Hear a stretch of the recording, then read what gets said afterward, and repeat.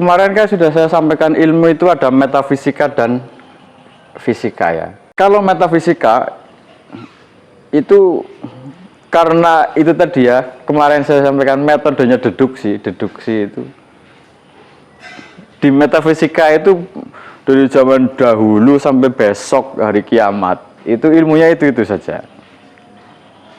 Kalian belajar agama dari zaman kecil sampai kalian dewasa, sampai kalian mau menjelang ajal, pasti ilmunya itu saja. Dari mulai bab toharoh, bab sholat, apalagi puasa, zakat, haji, dari mengubur mayat, apa berkaitan dengan mayat, terus apa lagi itu yang terus yang muamalah kaitannya tentang tijaroh, mudorobah, apalagi dan seterusnya, apalagi mbak, gadai dan seterusnya, itu kan ilmunya itu saja. Nanti perbedaannya atau perkembangannya hanya ada di tafsir. Jadi secara teori dasarnya tetap ajeg. Teori dasarnya tetap bahwa yang namanya rukun iman ya 5, rukun Islam ya 5. Dari dulu sampai besok kiamat yang namanya rukun Islam ya 5. Mungkin sekali-kali ya rukun Islam jadi 1 tambah 1 6 gitu kan. Atau rukun Islam jadi tambah 2 7. Itu enggak ternyata. Itu ilmu metafisika, ilmunya itu saja tetap ya.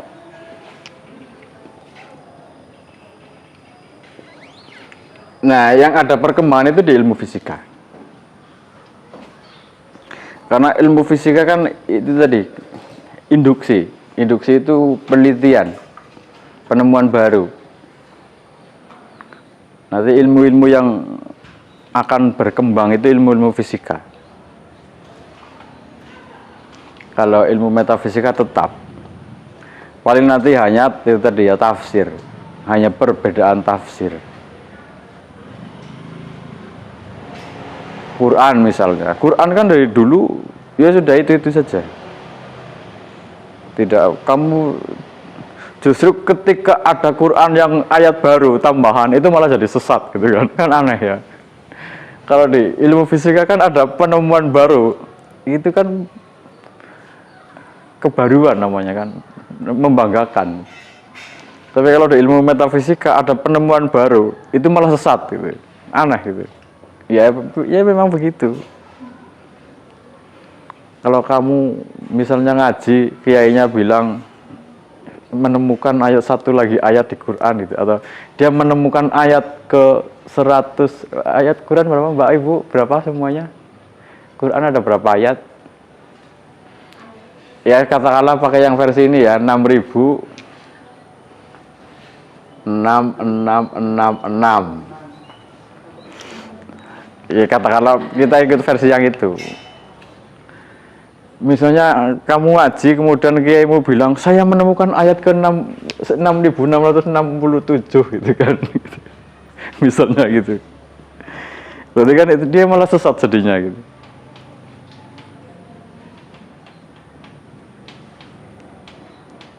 Di ilmu-ilmu metafisika seperti itu. Jadi tetap gitu. Nanti termasuk ilmu Jawa yang kaitannya ini, kalau kalian lihat di film-film kolosal itu kan ada ilmu pelet, ilmu rawa rontek, ilmu kanuragan, ilmu apa lagi Mbak? Iya kan, itu kan sekarang kan nggak ada. Nggak adanya itu bukan karena ilmunya nggak ada, tapi memang nggak ada yang mau belajar. Tapi ilmunya tetap ada. Kalau kalian mau belajar, misalnya kanuragan, kesaktian, gitu, dipancung atau ditembak nggak mempan, itu bisa itu. Karena ilmunya masih ada, tinggal kamu mau belajar apa enggak.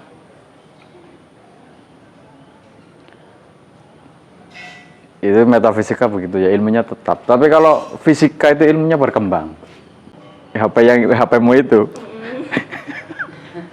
10 tahun lagi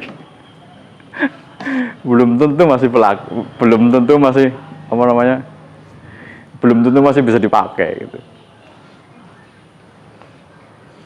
Belum tentu masih bisa dipakai, karena bisa jadi sinyalnya besok sudah nggak 4G 5G lagi tapi 10G misalnya. Terus sinyal 4G 5G sudah hilang gitu kan, HP-mu nggak bisa dipakai gitu.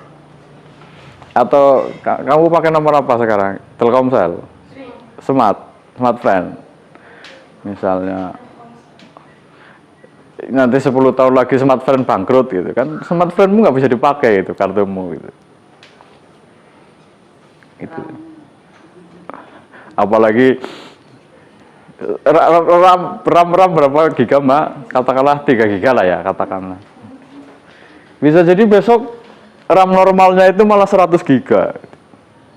Jadi RAM 3 giga kecil banget. Dulu zaman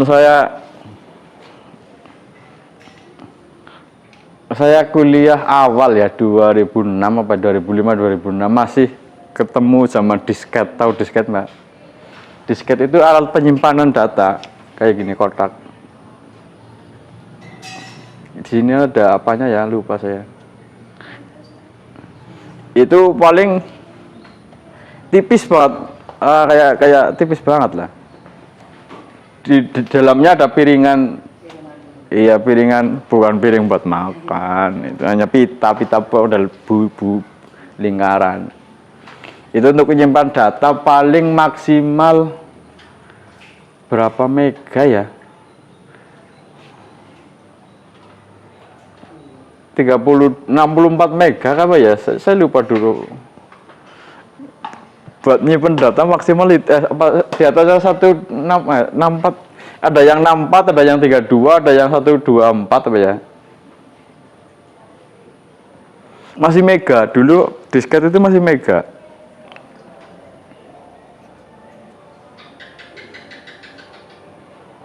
Dan zaman dulu lagi, disket ini barang penting ini. Jadi zaman tahun sebelum 2000, zaman DOS ibu masih ketemu zaman DOS ibu ya? Iya iya kan? Zaman DOS kan? Masih kalian nggak tahu zaman DOS itu? Iya. Sekarang kan sudah pakainya Windows 10 atau Windows 11 kan? Jauh dulu zaman DOS.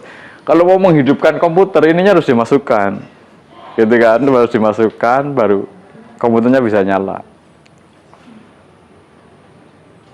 Sekarang sudah nggak ada. Sekarang kalau komputer yang model pakai disket itu sudah jadi barang antik. Dan layarnya masih hitam putih dulu. Hitam ya, layarnya hitam, tulisannya putih ibu ya? Iya, hurufnya putih kan? Kalau mau bikin tulisan, pengaturan spasinya kan pakai perintah kan ya, pakai ketikan itu kan, enter itu, ada kunci-kuncinya, ada kode-kodenya. Kalau sekarang kan tinggal klik kayak gitu beres. Gitu kan. Mau rata kanan, rata kiri, fontnya mau diganti gitu, sesuka hati kan sekarang bisa. Yang penting ada pilihannya banyak. Kalau dulu nggak bisa. Itu di ilmu teknologi begitu ya, perkembangannya cepat gitu. Ilmu kan secara umum ada metafisika dan fisika. Nanti ada percampuran. Ada ilmu yang percampuran, kawin silang, katakanlah kawin silang atau percampuran ya antara fisika dan metafisika. Misalnya gini, ini yang kemudian disebut ilmu murni kan, ilmu murni.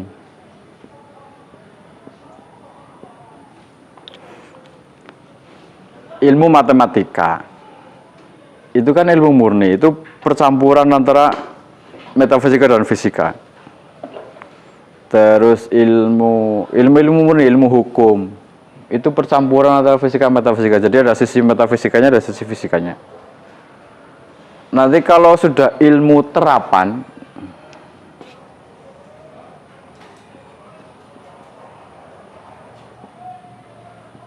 itu sudah apa, ilmu terapan itu sudah fisika banget. Ilmu terapan itu yang kemudian dikenal dengan ilmu vokasi itu ya, ilmu vokasi atau kejuruan atau keterampilan.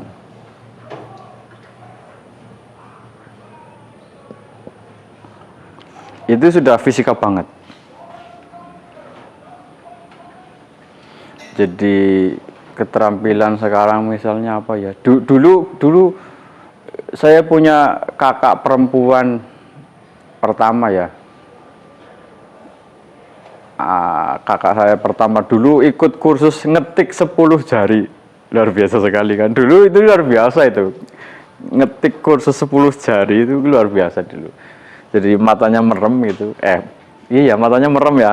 Matanya merem terus nanti yang di samping ada membacakan gitu. Terus ini ngetik gitu kan. Pakai mesin tik. Itu sudah luar biasa zaman dulu. Tapi sekarang ilmu itu kan nggak terpakai. Ilmu itu nggak terpakai. Misalnya ilmu,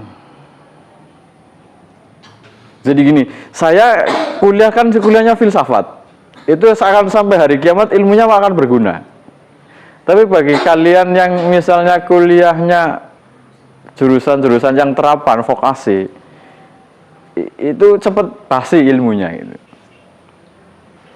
Karena begitu kalian lulus, ilmunya sudah lebih baru lagi. Begitu kalian lulus, sudah baru lagi gitu. Di sini ini. Ya contoh ilmu coding yang sekarang lagi rame kan ya kemarin ya, sekarang sudah enggak. Coding. Misalnya kita membuat aplikasi atau membuat website. Itu kan pakai coding ya. Zaman tahun-tahun kemarin 2000-an itu belajar ilmu coding itu masih jaminannya pokoknya lulusannya dicari, belum selesai lulus sudah dicari perusahaan dulu. Tapi sekarang begitu ada AI, artificial intelligence, itu ilmu coding sudah nggak laku lagi gitu, karena sudah lebih mudah sekarang. Jadi ilmu terapan nasibnya nanti akan seperti itu. Ilmu-ilmu vokasi, kejuruan, ilmu terapan itu nanti nasibnya akan begitu. Akan selalu ketinggalan zaman. Karena perkembangannya semakin cepat gitu. Ya termasuk pendidikan anak usia dini itu juga termasuk ilmu terapan itu. Karena ilmu murninya ilmu pendidikan. Ilmu murninya ilmu pendidikan. Nanti pendidikan guru MI itu juga ilmu terapan. Kalau bahasa itu ilmu murninya, tapi bahasa Inggris. Kalau mungkin ilmu bahasa masih mending ya. Karena selama masih ada orang yang menuturkannya atau mengucapkannya, komunikasi itu masih berguna.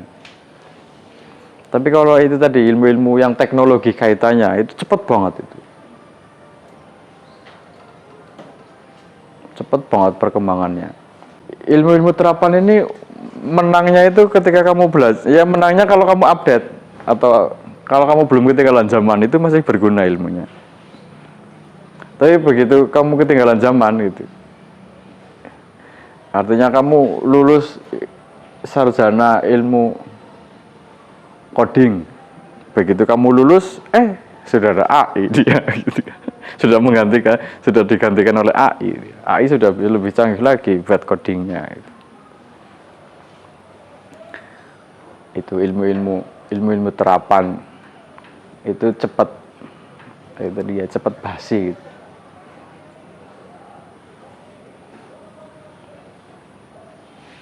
Jadi makanya kita harus terus belajar, jangan berhenti belajar, intinya itu sih.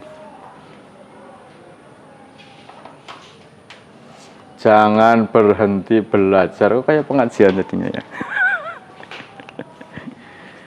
Ya karena kita kuliah kan sebetulnya bukan untuk ijazahnya penting ya, tapi bukan segala-galanya gitu. Terutama jadi terutama yang utama itu mindsetnya. Jadi saya kuliah filsafat, meskipun ijazahnya nggak terpakai, tapi minimal saya sudah mendapatkan mindset cara berpikir filosofisnya gitu. Mindset berpikirnya saya dapat gitu. Bedanya di situ.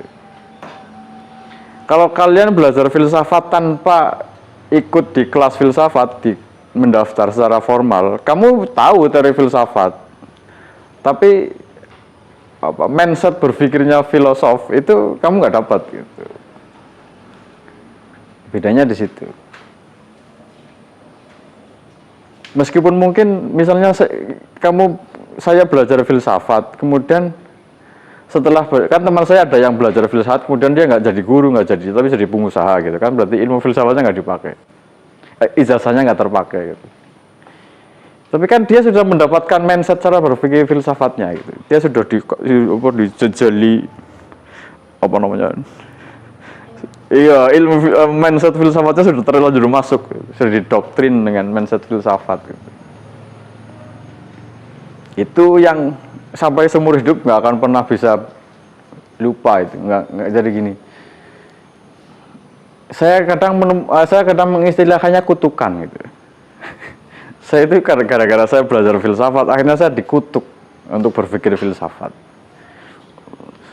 Itu sudah masuk alam bawah sadar sampai saya nggak sadar gitu. Ketika ada kasus apa, mesti saya berpikirnya alurnya filsafat gitu. Dalam kasus apapun begitu, secara otomatis begitu. Bagi Anda yang belajarnya pendidikan, nanti ya begitu. Mindset berpikirnya pendidikan.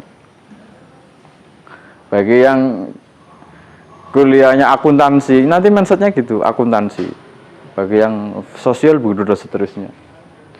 Jadi yang penting dari kuliah itu di situ sebetulnya. Pembelajaran ilmunya ya, atau cara berpikirnya. Itu.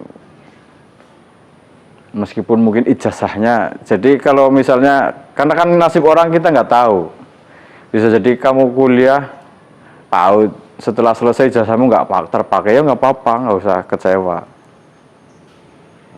Kan intinya bukan di situ gitu. Tapi kita sudah mendapatkan cara berpikirnya atau mindset berpikirnya sudah didapat gitu.